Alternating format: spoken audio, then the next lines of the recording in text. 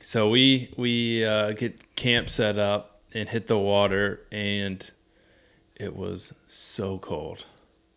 I couldn't feel my hands, and I learned that being able to feel your fingers is really important when you're trying to cast a fly rod. Definitely saw some fish that I couldn't even hold the rod to cast at it. So we ended up taking turns poling to warm up. So we would stand on the bow basically until we got so cold, and then we would switch out just to warm up on the platform.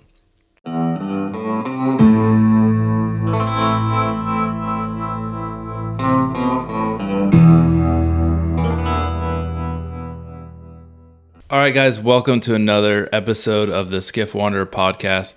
Today I am joined by none other than Zach Landry. If you guys don't know who Zach Landry is, then you're obviously not subscribed to the YouTube channel, since he's in basically half the rough logs, I think, right now. Yeah, I mean, a lot of I show face a lot in the early ones. In the early ones, yeah. Since I've been back at school, I've kind of, or Pete's been meeting new people also, which is good. Yeah. It's good that you've come out of your shell a little bit. Just a little bit. So we're going to talk a little bit today about who Zach is, some of the early days of the Skiff Wanderer rough log, and then we just went on a 3-day camping trip down south in Texas, and we're going to get into some of the behind the scenes, what happened that didn't make it into the rough log episode. So right now, if you're not already, please hit subscribe, hit like, helps out the channel, leave us a review, and all helps us out, make more of these videos, more podcasts for you guys, keep the content coming.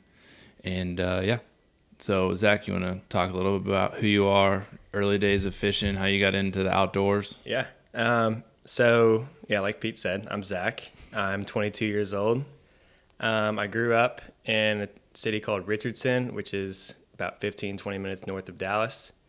So I grew up in North Texas, where I guess there's not a whole lot of fishing other than just like ponds and lakes, just kind of around. Did a little bit of like urban fishing in downtown Dallas, just finding any sort of water I can, catching little bass, bluegill. I was fortunate enough to have some friends in high school who had some water, some private water, where I did a little bass fishing there too. And I guess that really all kind of started in high school. And before high school, I wasn't really interested or wanting to have anything to do with hunting or fishing or the outdoors, really. I grew up coming down here to Port Aransas, where we are right now. And my dad and his brother are both really into offshore fishing. They have this old Mako. It's a little 26-foot made in the 80s. So things older than me, might be older than you. I don't know. Probably pretty close. It's definitely Sorry, I didn't mean to take a jab there at your age. I'm mainly trying to describe the boat's age. But anyways, so yeah, we would come down here a lot in the summers. Like before I started playing baseball, or summer baseball, we would spend, months down here, just because we could. And my dad would invite me and my brother out fishing. My mom doesn't really do it as much. She kind of gets seasick, and I soon found out that I also get seasick, and which Pete has seen that firsthand. And if you want to see it firsthand, check out the South Carolina Wahoo shootout. Zach takes a nice nap. Yeah, I take like a 8-hour nap, which I don't know. I definitely wasn't asleep the whole time. I was just like trying to force myself to sleep. And I was like, just thinking like, Jesus, if there's like a hell, like I'm in it. I'm in it right now. That was honestly, though, the worst weather that I've ever been offshore fishing in. Yeah, I can definitely say the same. Yeah, that was definitely, I think we called it at a good time on that day. I mean, we were in a 45-foot Grady White and just taking a beating. Yeah. But it wasn't even in the forecast. Like, it was kind of like... No, it wasn't supposed to be that bad. Yeah. If it was my dad driving the boat out there, he would have turned that thing around so fast. But yeah, so he would invite me fishing. I would go. I would get sick, and luckily my dad was nice enough to where he would turn around and drop me off home, and they'd head back out. I know, some people probably can't say the same. My dad's not going to drop you off. Yeah, and I wasn't about to ask him hey, could you? I know we're like at least 30 miles off, but could you take me back real quick? No, I think I gave you a heads up that's how that was going to go. If you're going to get sick, you're going to have to deal with it. Yeah, and I mean, I have dealt with it before, and I don't know. I mean, I made it. Yeah. It doesn't kill you, it makes you stronger. Do you feel stronger? I mean, I feel like I don't want to go offshore fishing again for a while, or at least unless it's like 2 feet seas or less. That's all right. You're not the first friend of mine that dad's turned off offshore fishing from rough weather. Yeah. So, yeah, I didn't really, I wasn't really falling in love with the whole offshore thing. But I did enjoy like the fishing aspect. Like I'd been on a few inshore trips before down here.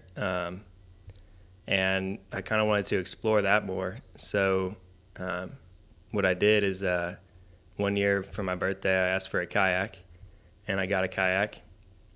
And I would, just load it up in my truck, head down here and find a few. There's several like kayak launch spots around here. Yep. And that's really kind of how I first was introduced to the flats, I guess, shallow water fishing. I didn't know what the heck I was doing. I guess, I went on, I didn't really use the fly rod at all either. I was just using like spinning rods, top waters, subsurface stuff, soft plastics. And I guess I learned a lot from one of my dad's friends, Ben, who you've met. Yep. He actually grew up down here, went to high school here for a year, and then moved to Austin, but spent his whole life exploring and learning this fishery. And he uses both fly and spin, but he was probably one of the first people who kind of, I guess, mentored me and kind of taught me a little bit about, how to approach this place and how to attack it from a kayak, because he does a lot of kayak fishing too. Mm-hmm. So we'd go out and I'd just watch him just like stroke fish left and right, and I'm over here just like in awe, like, dang, I want to be like this guy. And I guess I was first introduced to a fly rod watching him, because he would normally start the morning, before you could see, just, bombing top waters and walking it back and just kind of searching for where the fish would be. And then he'd yank out the fly rod once he kind of got a feel for it, and then start picking them off left and right. And so I saw that, and I was like, dang, I want to try that. Yeah. So, one year I got me a little Cabela's fly rod set up. I think it was like a 6-weight or something like that. Yeah. And I started to use it in Dallas a little bit. My first fish is just that quintessential, like, bluegill that's about that big. Oh, yeah. Barely fits, or, smaller than the palm of your hand. And I don't know, that definitely wasn't the moment where I was like, oh, man, I love fly fishing. I honestly kind of looked into it. I just, like, threw a cast out there that was like maybe 10 feet, but like the line was all like, everywhere. Straight. Yeah. And I was just trying to get the line tight, and the fly was just sitting on the top, and bluegill just came, boop, ate it. But yeah, so I started, I don't know, I guess my first experience saltwater fly fishing would be when my uncle got me, he booked me a charter with Captain Ken Jones down here as a birthday gift. And I went out with him, and I still didn't know. I didn't know what the heck I was doing. I didn't know really what a redfish looked like in the water, anything looked like. I was freaking out, like getting excited seeing little mullets swimming, thinking like those were redfish. But Ken, he was a great coach. He I mean, we managed to catch fish that day, you know, considering that I've never saltwater fly fish down here before. I don't even remember if it was windy or not. I don't know how I was able to get a cast out there, but he pulled out he broke out his magic, and I was able to catch one. And I think that's when I was really, I don't know, for lack of better words, that's when I was really hooked. Yeah. But, so yeah. And then since then I've just kind of been, you know, I've fished with him a little, you know, I've done trips, like a few other trips with him since then, but, I don't know, I've just been inspired to kind of go out and do it on my own. And, you know, fortunately I've been able to spend a, you know, decent amount of time down here figuring it out, kind of on my own. And, you know, also I've had other people help me too.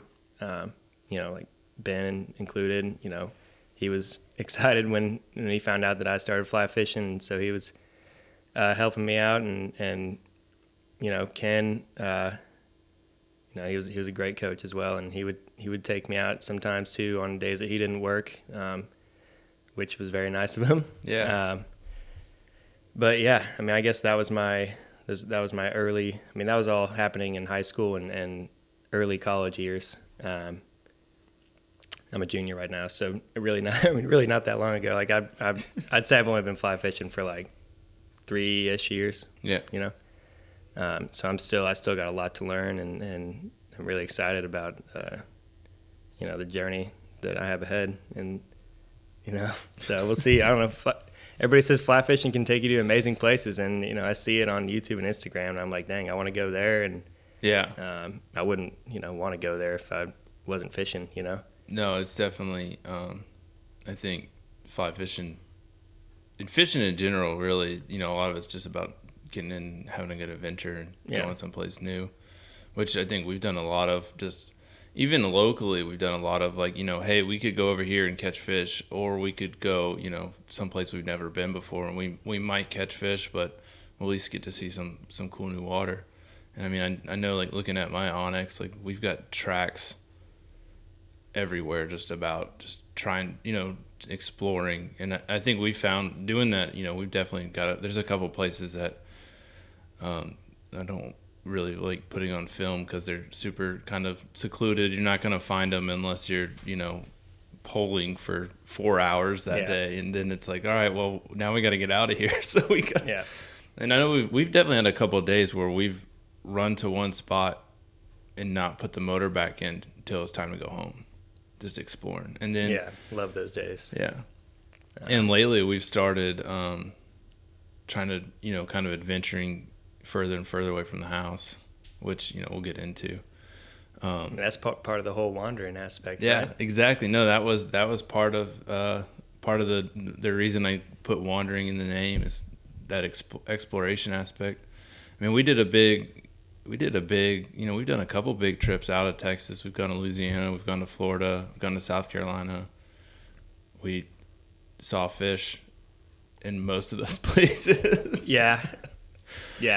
We saw some redfish in South Carolina. We caught a little bit in South Carolina. We caught some in Florida. We saw some massive tarpon that we just all stood around and went, I don't know what to do now. Yeah. Yeah, there may or may not have been some yelling involved. It got intense there for a minute. We had storms around us. Oh my goodness. But we don't want to leave. Yeah, no, there's like 100-pound tarpon rolling next to the boat, and just no idea. Like, all right, we threw everything we could think of at them, and we'll get there. Yeah.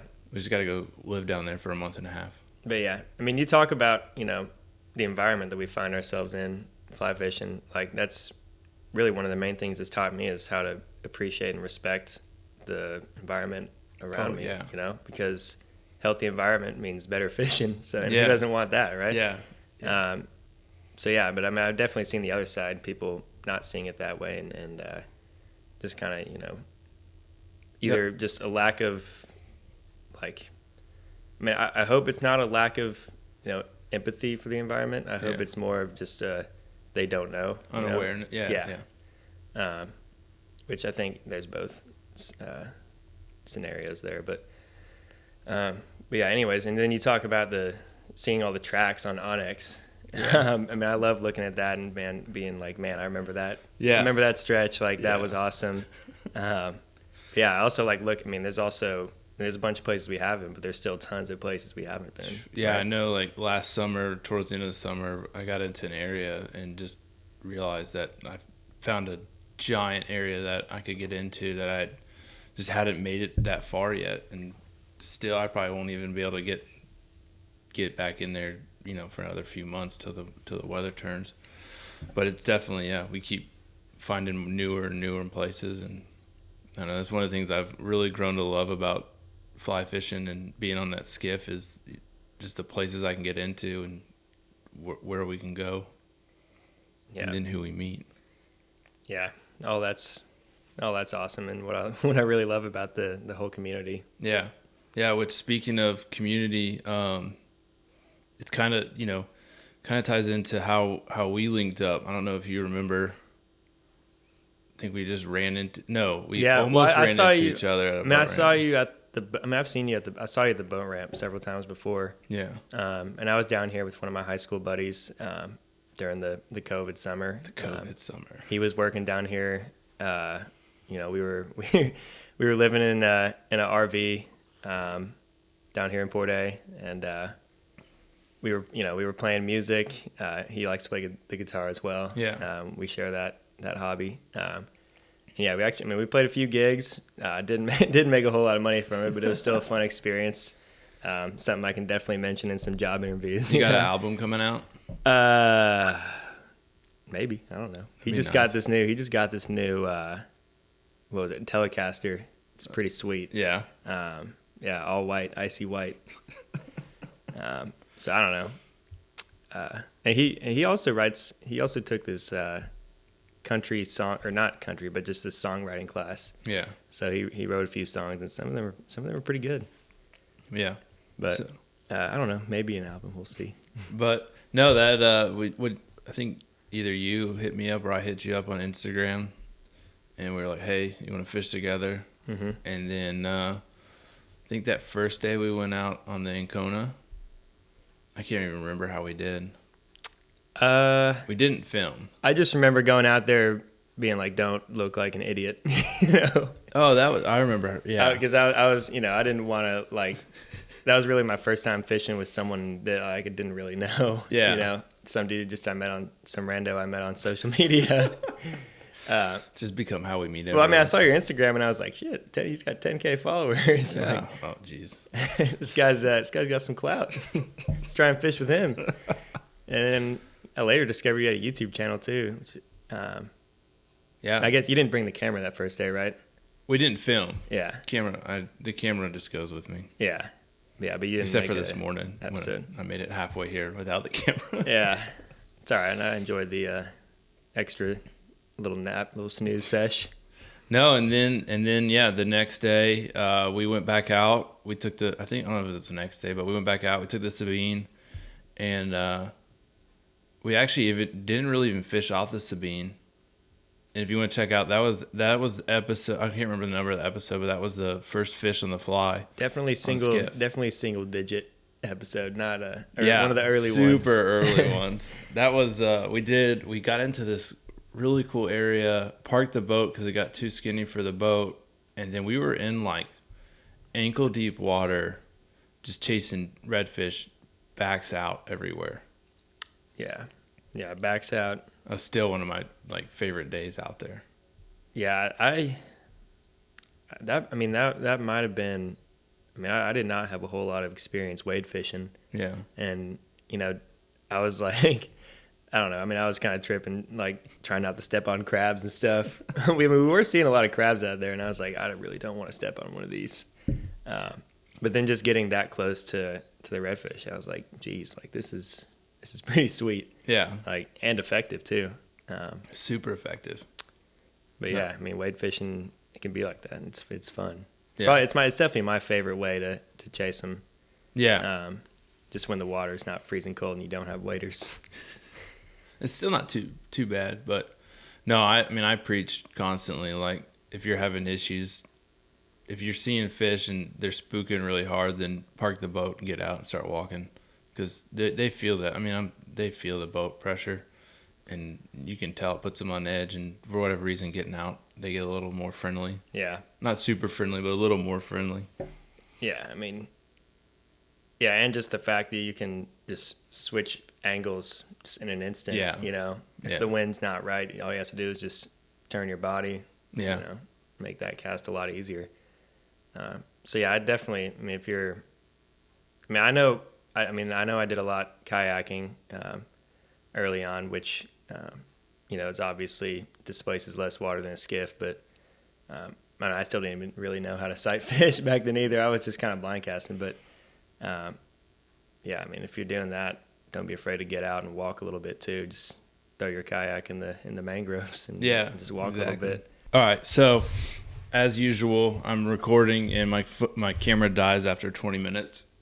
But Zach and I are sitting here. We're talking a little bit about some of the early days with Skiff Wanderer. That first COVID summer where we spent like 4 days a week on the water, basically. Yeah, I mean, we were hitting it hard from like middle of July all the way till I had to go back to work. Pretty much, yeah, because I wasn't going back to school.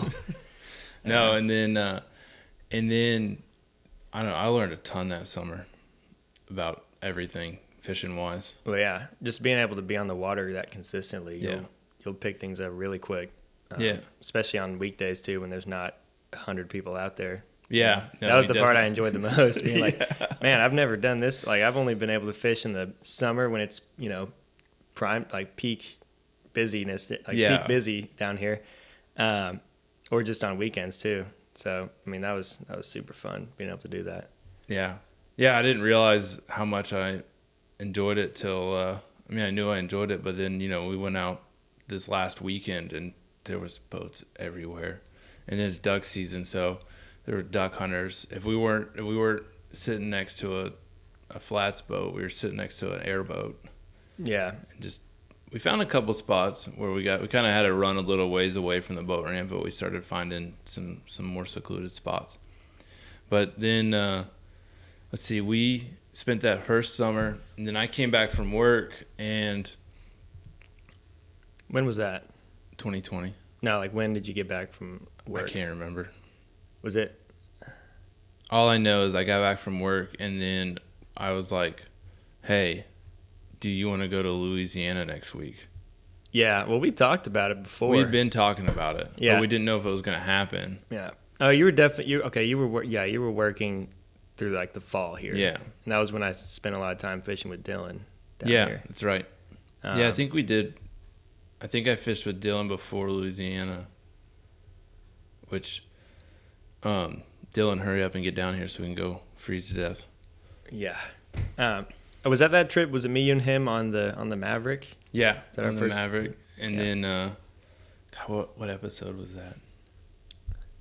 I can't. Oh, that's when we went to go find jacks, and we couldn't find any. And then it got slick calm, and we found tailing reds. And those tails on super flats. We were not there. I think everybody knows about super flats. If you want, you can just bleep it out. It's not a real place. You can pull a Mel House and just bleep it out. That's what I'm gonna start doing. Yeah. Don't be giving away all our spots. Yeah, that's spot number one. That's the juice right there. Oh my God, you're making it worse. And then it's still like I felt like we had talked about Louisiana, and then we finally looked at everything like, all right, let's go.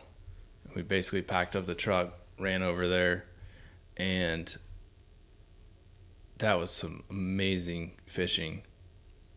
Some pretty high highs and some pretty low lows. Yeah, definitely some adversity involved. Yeah. I mean, pretty much the whole right off the bat with the weather just being complete shit. One day I think we might have a few days where we have just like really good weather constantly. Yeah. I don't know. It's just hard. It's just hard to plan trips around weather. Yeah. It can change. The forecast can change like the day before. You just gotta. I mean, we honestly kind of lucked out on this recent trip. The last day and a half. Yeah. Well, even once the weather turned towards the end, it wasn't too bad. Yeah. Like Friday, I was like, geez, if it's like this the whole time, this is not going to be fun. No, and then we did Louisiana, and then I came back that next spring, and we did a big road trip which I still haven't edited. I edited a little bit. That was where you got seasick. We went to South Carolina. We went to Florida. We did some offshore fishing. We did some inshore fishing. And oh my goodness, I went back to work after that and was working 16-hour days and still haven't edited it. One day you guys might see some of that come out. The Florida stuff? The Florida stuff. Yeah. I mean, yeah. That was a fun trip. So we got a bunch of intel. We went down to the Everglades and we got a bunch of intel. We were talking to some friends from down there, and then we stopped at what was that flight? 295? 239. 239. See, I knew it was 3 numbers. We stopped at 239 Flies, and we were asking them, and they gave us some really good intel for where we were going. And then the other thing they told us, though, was as we were driving in, it started raining, and they looked at us and said, now, everything we're telling you is before the rain hits. So since the rain hit, we really don't know what it's going to be like down there, and you're kind of on your own. And that's what we saw. It was basically we tried everything that we had heard intel-wise, and it was not like that at all. Yeah. I mean, even in South Carolina, we were not blessed by Mother Nature on that trip. That's true. Yeah. I mean, on any of the trips, Louisiana, it's Hilton Head and Florida, South Florida. Yeah, we left Texas to get away from the wind and the cold, and we got hit with like cold front in Florida, cold front in South Carolina. Yeah. Well, I mean, spring here is just like, you never know. Like I mean, you could have hurricane type winds for days, and just random thunderstorms and last spring too, like the fish were last spring we had the big freeze last year, or the beginning last year I guess now. Yeah. We had the big freeze, and then it was just cold front after cold front after cold front. So like the fish were super sketch about coming back up on the flats because I mean it's a dog barking. No, I was just seeing was Dylan walking out front or something. Oh. No, it just seemed like every other day there was a cold front, so the fish weren't happy at all that spring. I mean, we saw a bunch of fish, but they were super spooked. I got some things this spring. I got some ideas. Some things we're going to try. I think one of the things I want to try is we've been messing around with some clear tip fly lines a little bit, so I'm curious to see how those will work, and then trying to throw maybe some longer leaders. Instead of 9 foot, maybe bump up to a 12-foot leader. Yeah. And some lighter flies. Yep. And just see how if that'll help, just kind of with those spooky fish, that'll help us get a few more eats. Yeah. Well, I mean, hopefully this year they don't have to endure another. That's true. Life-threatening freeze. I don't know. Yeah, that was crazy. Yeah, I mean, luckily I wasn't down here for that, but I mean, you had power, right? Yeah, we had power, but I was at work when that happened, and my wife told me that most of the houses, if not all the houses except for ours, lost power on our street. Our house is 100% solar, so even after the freeze, the sun was shining and we were good to go. Yeah. So, yeah, no, and then. I know I saw the pictures, but then like when I first got home, I just ran out like the first day just to see and like the number of sea turtles like down in the Laguna that were just washed up on shore. I didn't even realize like some of those places like there were sea turtles down in there, but the beaches were littered with sea turtle carcasses. Yeah, that would really make me sad. I mean, I got depressed looking at it. Yeah, I was like, thank goodness I'm not down there seeing that. So hopefully this winter the fish catch a break and we can start seeing some rebounding in the area for the sea trout. It didn't seem like the redfish though were affected as badly.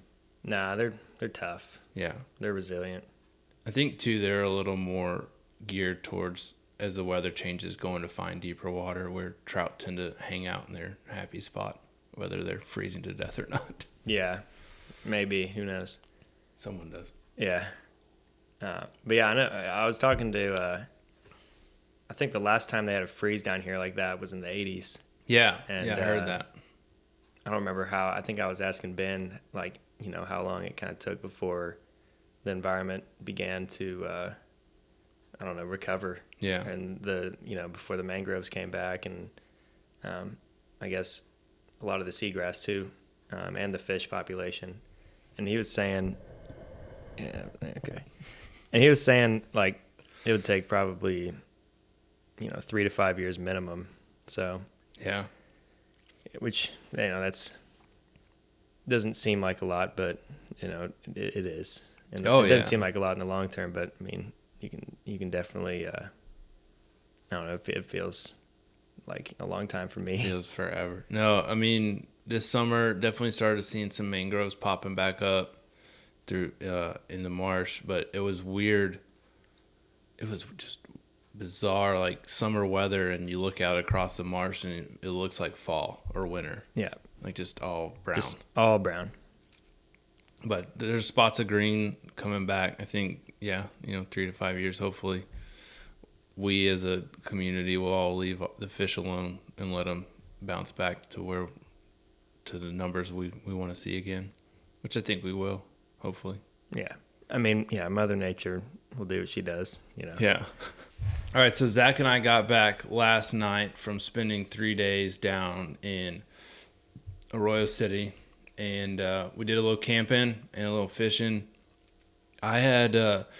Last spring, my wife and I did a camping trip down to South Padre and just decided on the way back to throw the boat in Arroyo City just to check it out, and was super impressed and became an area that I wanted to kind of look around at and spend a little more time. So, Zach's in town for winter break from college, and we wanted to go somewhere, and looking at the weather, it looked like one of our best bets.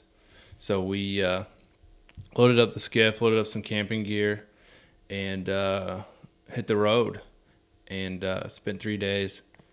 And so day one,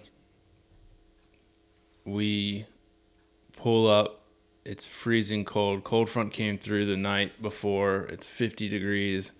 We get checked in, and I get back in the truck from getting the paperwork. Remember this?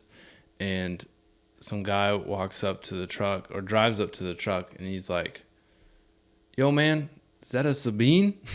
Which I get pretty regularly. And or Sabine if you're Sabine if you're in Port Fourchon, Louisiana. Sabine.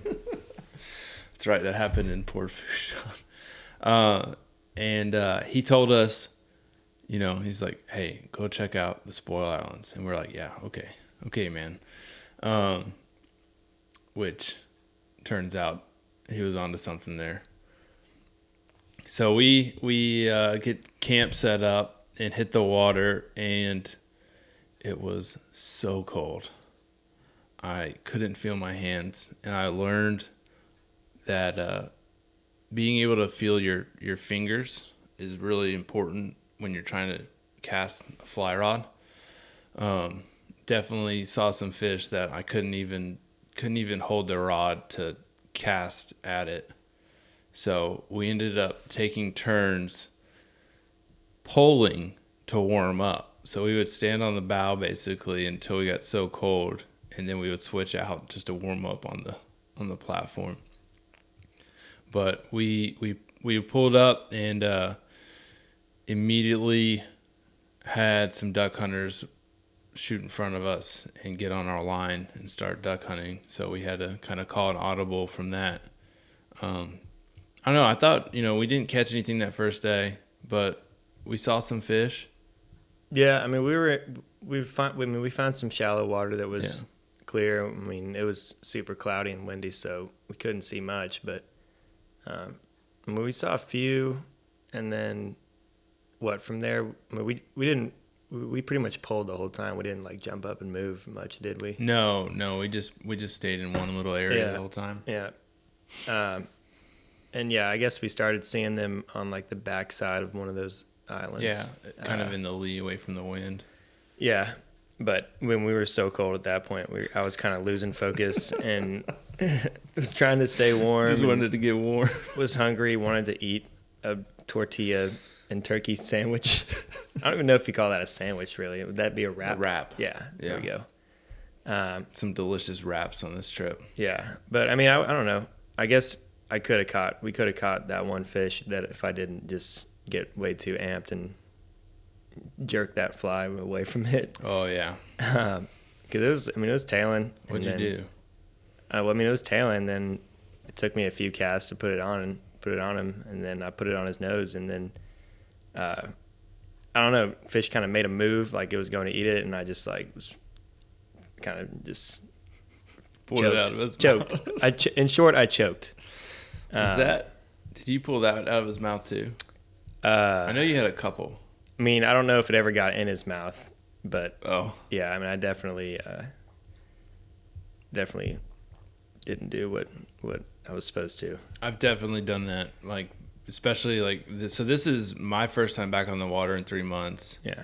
And I mean, come on, who can blame us, right? We haven't been fishing in months. Like, I get so excited. I've been up in Philadelphia where it's super cold and I haven't touched a fly rod in a while, and next thing I know, I find myself in South Texas with the redfish 40 feet from the boat that's tailing, and I'm like, it's getting way too excited. Yeah. No, and that's so. Yeah, definitely had to take a few deep breaths. And then, so we got off the water into day one. So we found out the campground we're at, no ground fires, which that was understandable, but they also didn't have any barbecue pits. So we ended up having to drive into town to get a Coleman grill because we had planned on just cooking over a barbecue pit. And luckily that gave us an opportunity to warm back up. I think we had the seat warmers on in the truck and the heat cranking, just trying to get warm. Yeah. I kept waiting for you, though, to be like, hey, we're just going to eat Whataburger tonight. I was kind of surprised that we didn't have that conversation at all. I mean, I kind of knew how it would have ended up. I knew you were pretty set on getting that grill and eating those dogs. Well, we were going to need it. We weren't going to go get Whataburger 2 days in a row. Wait, when did... We would have needed it for the second day anyways. The grill. Yeah. Yeah, if we didn't get the grill, we would have just had some hot dogs and sausages and hamburger patties. Just stewing. Yeah. You want to talk about day two? Yeah. So day two, we get up. I mean, I guess relatively early. We didn't get out there at the crack of dawn just because of all the duck hunters. Yeah. But it was still, it was still pretty cold. Mm-hmm. Foggy. Very foggy. Yeah. So, but it was pretty calm, not much wind. Mm-mm. And so, yeah, I guess we head out kind of after the sun came up, and we had our sights set on this island where I'd fished before last time I was in Port Mansfield. That was last October, not this past October, but the one before. Yeah. So I guess October 2020. And yeah, we had plans to go to this island where I'd wade fish before and saw and found a bunch, caught a bunch. And yeah, we're not seeing any fish at all, really. Well, first of all, the flat that I waded was bone dry, which I was kind of afraid of since it was winter and obviously there's low tides here in the winter. So we just kind of pulled around the outside of the island. Didn't see much on the, north side? Yeah. Which... it was the same thing as we basically, like, until we got into the lee of the island. Yeah. Well, there was a very light wind coming out of, like, the northwest-ish. Yeah.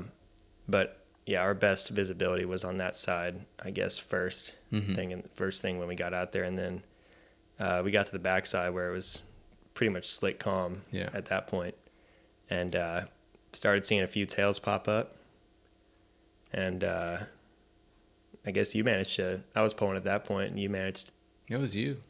That's right. No, that's right. You're thinking of I was thinking of the other one after. I was still on the bow. I guess the fish I caught wasn't really tailing, but we saw a few after I caught that one. But anyways, we were pulling. Still hadn't seen anything, and we decided that we're gonna take a little Miller Lite break. It's like, and as soon as we did that, Yeah, as soon as the beers were cracked open, I catch one kind of at my 2:30, yeah, 3 o'clock, almost behind us. But as I was able to make a back cast, and I don't know, fish kind of just crushed it, honestly. yeah, super healthy fish. Yeah. But I mean, it's obviously great to get the skunk out of the boat. Yeah. And yeah, I mean, that was our first fish we caught down there after seeing a few that was kind of frustrating us. Oh my goodness, yeah. But yeah, that was relieving. Getting a nice fish in the boat. As you were saying, it was pretty healthy. Yeah. I mean, all the fish down there were just. Great I guess that's looking just because of the. I guess that's just the effects of pressure, man. I mean. Yeah. Like down there, probably didn't get hammered nearly as much as here, Does on the the middle weekend. coast or the. Yeah.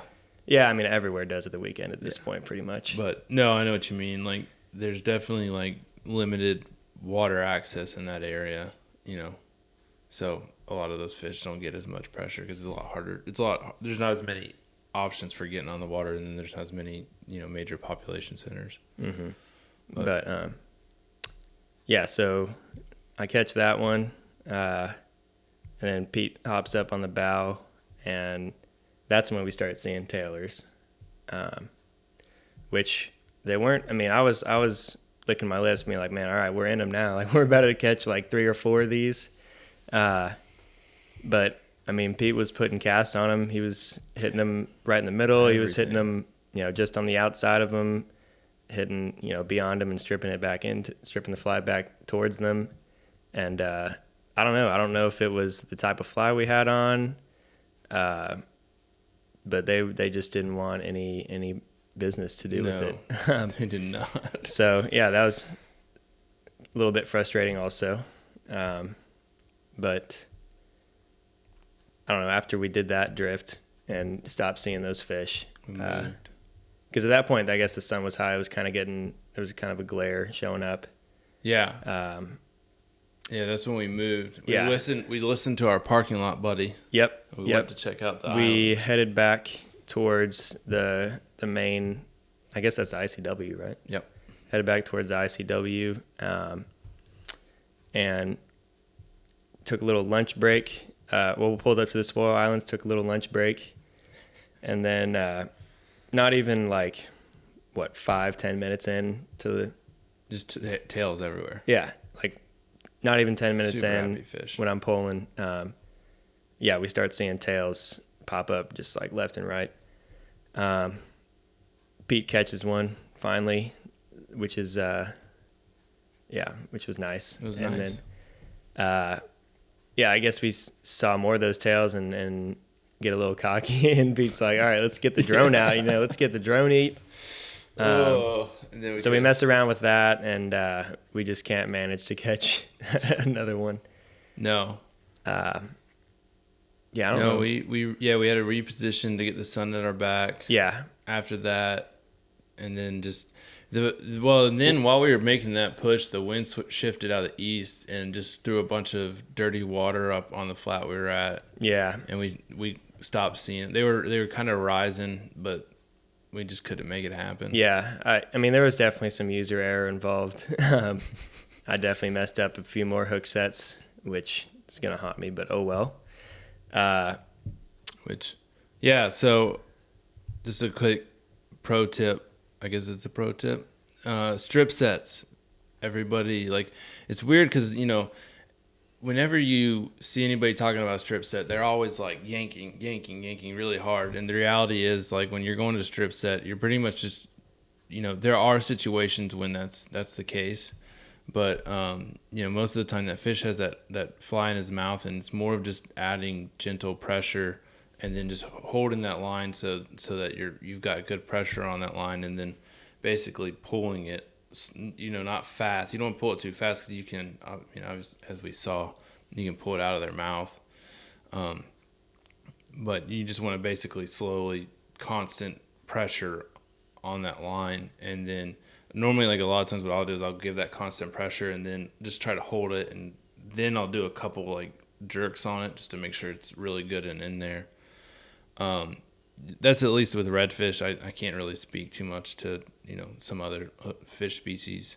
But I mean, I also, like, I've had redfish swimming at me where I'm sitting there stripping it as hard as I can, trying to get a hook set because, you don't want them to spit it out. Yeah. But I mean, more often than not, that's not always the case. More often than not, you don't really need to do that. Yeah. When they're sometimes, I mean, most of the time they're not charging at you. No. Most of the time they feel that hook in their mouth and they take off 100 miles away from the boat. And yeah. If you're just holding the line, you're gonna put the hook will set. Yeah.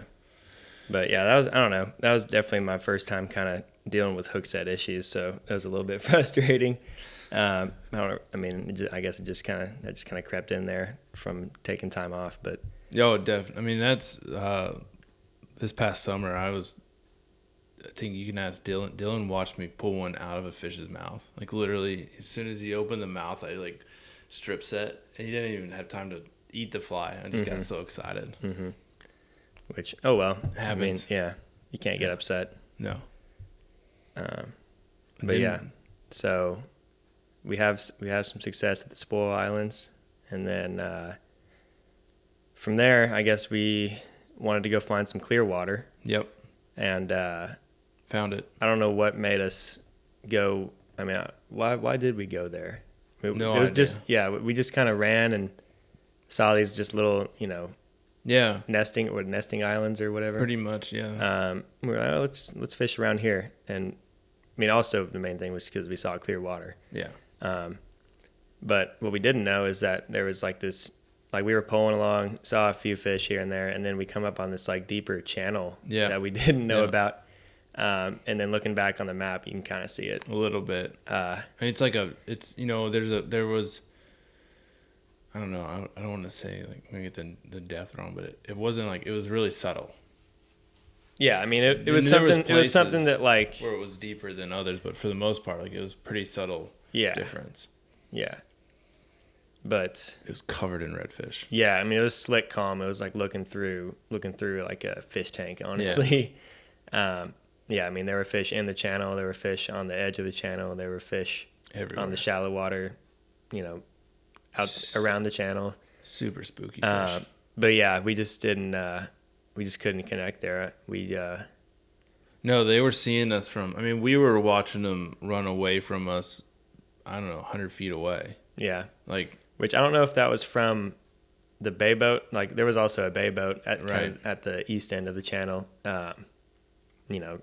Just kind of anchored, throwing bait out there. Those guys were crushing it. Yeah, they were. They made me feel really bad. Yeah, I was hoping we'd catch one before they did, but they caught several before we didn't catch any. So yeah.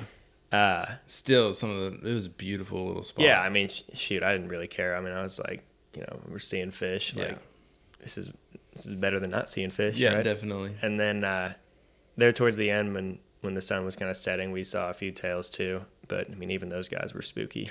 Like we'd see it off in the distance because I mean, when it's that calm, you can see tails forever, as far as your eye can see. So yeah, like we'd see them and they'd just kind of go down and wouldn't see a tail again by the time we got in casting range, or you'd see him there was one that I saw. We saw him tail and then he quit tailing, and I'm looking where I saw him tail, and then I look down and he's like 15 feet in front of the boat. Yeah. And of course, for whatever reason, I don't know, it seems like redfish like to wait until you see them to really spook off. Yeah, I don't know. It's almost like they can sense when. But they're like, when you look at them and they're like, and they're like, oh hey, see ya. Yeah. So, still, like, that was, God, it's definitely one of those spots, that I don't know, that really makes you appreciate why we're doing what we're doing and being out there with a fly rod and taking it slow like that. Yeah. I mean, obviously it would have been nice to catch them, but all of them. I mean, yeah. But the reality is you're not going to, and you can't let that ruin your day, honestly. No, and honestly, like, I mean, especially looking back at like how we did last winter and last spring, like I definitely think that compared to summer, we gotta readjust our expectations a little bit when we're on the water. The fish, you got the cold fronts coming through that are kind of make the fish a little edgy. So I think just wintertime, springtime, like just lower, we're not going to have our 10 fish summer days where they're all super happy and they come flying across the flat to eat a fly that you didn't even realize they were in the zone. And, I think this time of year, if we're putting a fish or 2 fish in the boat on any day, like to me that's a good day because we're definitely seeing numbers. And I think summertime we go back to some of these places and we'll crush it. Yeah. And there's more, the water level's higher, so there's more shallow water to explore. Yeah. But you can lower your expectations or you can duck hunt a little more. Which, oh my goodness. We saw some ducks. Yeah. There were definitely some days last year where I was like, we should have duck hunted today instead of fished. But oh well. You live and you learn. Yeah. And then night 2. I'm going into night 2. You probably don't. Well, so we get off the water and all of the parking spots for our tent site are taken. So there's no boat parking at the tent. So the first night, what we ended up doing was dropping the boat off the back of the truck in a parking spot, which if you're ever looking at Sabine skiffs, they fit really nicely into a car parking spot. And then the second night, there was nowhere to park the boat.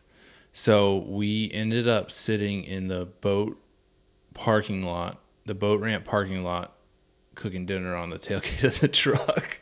Yeah. And we talked to the camp counselor, whatever the guy was in charge, and he gave us permission to kind of park somewhere that there was a no parking sign.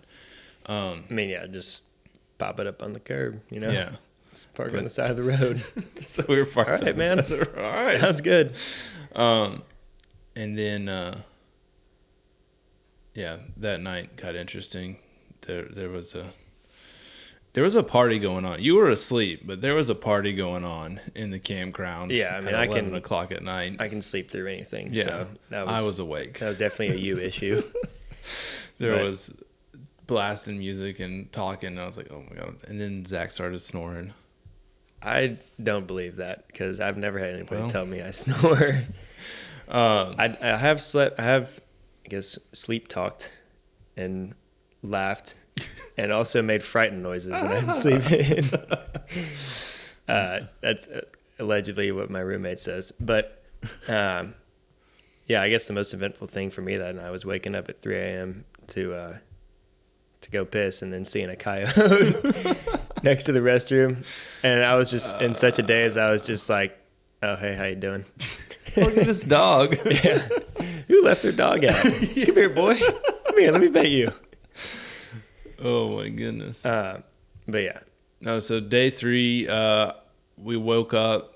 I got out of the tent and immediately, poked my head back in and was like, Zach, get up. We got to go. Because there was no wind. There was no fog. It was just a gorgeous morning. So blue skies. Yeah. No clouds. We scrambled, got the boat in, and went back to our little channel of islands, and found some fish, and not as many. Not as many. But still, we had some really solid rejections. Yeah, and some of them were still kind of spooky too. They were still spooky. Which I don't know, man. I guess that was just I guess they just maybe needed another day of solid weather to really settle down. I swear, I think that's what I mean. I think this time of year you get those cold fronts and they get sketch. Yeah. But no, we had 2 of the most beautifully solid rejections that I've ever seen. Sniffing it. Just up there, nose right on it. I think breaking out a magnifying glass to see if it was real, and then they swam away really fast. Yeah, out of our lives. I don't know. That part surprised me the most because you can't think those fish see many flies at all. No. We saw even one flats boat. Yeah, everybody around us is saying oh, you don't see many of those boats around here. Yeah, so I don't know. I was a little bit surprised by that, but I don't know. You got to play with cards you're dealt with. So So we pulled that area. We actually found a couple other little channels that you can't really see on the map. Which I don't know, if you want to learn an area, push pull around, and you're gonna learn it. But we kind of gave up on that spot. We went and hit one of the spots we tried the day before, and we found fish there. And same thing, just there was some thunderstorms rolling in, and I think that kind of pressure on them. They didn't want to eat anything either, for whatever reason. But we were putting flies right in front of their face and changing flies, and just couldn't get to eat. So gave up on that area. Went to our third area, which I was a little skeptical about. Well, we went back to the island. Yeah, the backside of that island that we where we caught our first fish of the trip, and it was just crap. Dirty water. There's fish there. Yeah, but we were we weren't going to catch them. I mean, they were just like, we couldn't see them. Well, there were a few that you did see. But and I put the fly right in front of them. Yeah. I mean, it was dirty water. Water and not super shallow. So, and I mean, those just fish, not real conducive to a whole lot of success. Not very productive at all. I mean, that fish, I don't know if they just didn't also want to eat, because like the fly was going in their eyeball, and they didn't even spook. They were just like, no. Yeah, just swimming. Those are the worst, man. When they just swim right by it and just give you no reaction, just like, I'll pass. That's all you got. But then we moved again, and we tried a new area, which I'll be honest, I was a little skeptical about going in there, just because I was worried about getting out. I was worried. I had a feeling it was going to be muddy water, and just knew it was going to be a long pole. Well, I mean, you were right about both of those. I mean, it wasn't that long. No, it seemed a lot. It would have been a long pole if we didn't see anything. Yeah, it would have been. But luckily, we were seeing fish everywhere. Yeah, super shallow, super dirty. Dude, it reminded me of Louisiana. Yeah, I mean, except the fish were about like half the size. But you want to talk about that experience with those fish? Yeah. Or what, with Louisiana? No. On that last spot. So we're just pulling super shallow, like basically where the back of the boat's just like barely dragging, like you can hear the shells beneath it. And I was like, dang, I gotta catch a fish, give Pete a break here.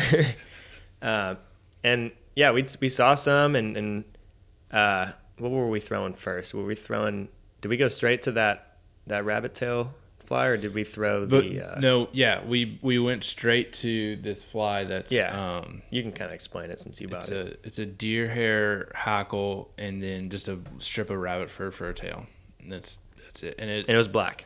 And it was black, and it had like a probably 3-inch tail on it. Yeah, it was not a small fly. No. And so what I like about that fly, and one of the reasons I wanted to use it was it sits up top, and we were in, like Zach said, we're in really shallow water. So it sits up top, and when you pull it, it comes into the water, but it also moves a lot of water. So it makes, it kind of makes a big, like, hey, I'm here, come find me. Yeah. I don't know. I want to get a couple more of those. Yeah. Yeah, you definitely should for situations like that. I mean, either like that or summertime when you're fishing like almost matted grass, Yeah, which is the first time we ever used that fly. Yeah. But anyways, yeah, I mean, the fish were definitely showing interest in it. Yeah. And I guess at first we thought they were rejections, but I guess hindsight. after a few of those, I guess, misses or whatever, Pete was like, maybe they're short strike and maybe we need to cut the tail a little bit. Well, first we changed color first, right? Seeing if they were rejections, but they were doing the same thing, and that's when we cut it before. Remember? I thought we put. Oh, okay, yeah. Well, we thought to change, or we decided we were going to change colors. Yeah. And then Pete was like, we're going to cut the tail in half on this one too, which I mean, I was like, yeah, I'm not against that. I mean. Because they were beautiful. They would have been some of like eyes out of the water. Oh yeah, literally one of gorgeous attacks. It might have been the fish that made us change, but it was literally eyes out of the water, just charging it. Yeah. I was able to keep my composure with that one, and of course he misses it or whatever. Yeah. So anyways, yeah, we cut the tail, and then that seemed to do the trick. You know, first fish that we get a cast in front, that we get a fly in front of, Boom. just crushed it. Which, I mean, I don't know a soul who doesn't think topwater bites are the best. I mean, that it's definitely it'll definitely get your blood pumping. Yeah. So yeah, that got us pretty amped up, and yeah, I guess we caught that one, which in hindsight might have been my personal best Texas fish. We didn't measure it. Yeah, we were too busy. We were too excited. We were too busy using it as a model, since that might have been the only fish we caught that day. And it was. Yeah. But yeah, so we catch that one, let it go. Then Pete hops up on the bow. And we still see a bunch, but I mean, it was tough. I mean, the wind started blowing a little bit. Clouds had already rolled in at that point. I mean, there was not really much sun. I was fortunate enough to get a little bit of sun at least, but yeah, it had gone away by the time I caught that one. And then that water cleaned up. You know what? Looking back at that, as soon as that water got clean, we should have switched flies. Yeah, and it wasn't. I mean. Yeah, and it wasn't as shallow. Like, we weren't dragging bottom, really. Right. Mainly just because I didn't want to push the boat along the bottom. But we didn't need to. There were fish in everywhere. Every scenario. And I missed a lot. Yeah, but, it happens. I mean, day two when we started seeing those tailors when the sun came out. I wish I could tell people that I'm one of those guys that catches every fish I see. I am not. I catch a few. Well, I mean, yeah. I mean, if you're not, shoot, even Ken Jones misses fish, even though he may not admit it. No. But yeah, I mean, he texted me yesterday saying he did a wade and just stroked 10 just in like 100 yards. Are you serious? Like a few hours. I'm not talking to him anymore. Yeah. No, we saw a bunch, and then the thunderstorm started rolling really good, and I don't know. I think we got off the water at the perfect time. Oh, yeah. Yeah, I mean, it wasn't like thundering that much, and we didn't see any lightning. Not until we started driving. Yeah, or else we would have gotten out of there earlier, but it was hard to leave that spot. But we could have probably messed around there a little bit more if we wanted to. I thought about running and doing it again. Yeah. But we had a 3-hour drive to get home, and and we had weather rolling in. Yeah. Because I mean, as we were pulling the boat out, we started seeing lightning. Yeah. So we're like, yep. We did it. We made the right call. Fortunately or unfortunately. Yeah. But no, all in all, man, that was fun. Yeah. Yeah. I mean, South Texas is great, man. I just wish we got some authentic Mexican food on the way out. Yeah, you let us down on that one. Well, unfortunately, none of the places down there are on Apple Maps or Google Maps. So and they were I was closed. Just hoping. Yeah, it's probably why they weren't on the maps. Yeah, I mean, I was thinking like, we're like 2 hours from Mexico. We have to drive by somewhere, someplace. No, we should have done it in Harlingen. Yeah, but our route took us around Harlingen. So, what are you gonna do? No, and we'll just have to make a better effort. No, but South Texas, definitely, I want to spend some more time down there. Yeah. And, I mean, it's not too bad to get down there, try and maybe spend some more time this winter. Maybe Mansfield. Maybe. But, yeah. No, that was a fun trip. You guys check out the Rough Log. I think you'll enjoy it. There's definitely some funny stuff going on in there and some good filming. And then, check out Zach. Give him a follow on Instagram. Yep. Get him up there. Landry 10. I don't. I'm stepping up my Instagram game this year. Please. I mean, I kind of have to. It's embarrassing. Yeah. No, it's fine. Yeah. And then hit like, hit subscribe, give us a review on the old Spotify or Apple, and we'll see you guys next time. Yeah. Peace.